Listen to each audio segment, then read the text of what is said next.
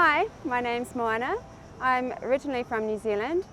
I'm here today just to tell you a little bit about life outside of work in Brunei and some of the things that you can do here.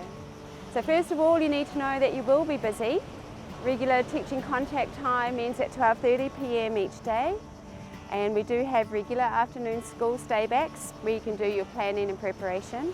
We have staff meetings, CfBT meetings, professional development workshops, and there's a whole myriad of other projects that you can be involved in that are going to occupy your afternoons. So as a result, we do need some quality downtime, and there are so many opportunities available to you both here in Brunei and in our Southeast Asian neighbouring countries, which is just a short, inexpensive flight away. Being an outdoorsy person myself, I was immediately attracted to Brunei's jungle and to its oceans and beaches. We have both road and jungle running clubs that get together on different days and nights during the week. If you're planning to run your first 5km family fun run, right through for the serious athlete, to running and training for your first 100k ultramarathon, we've got it all right here.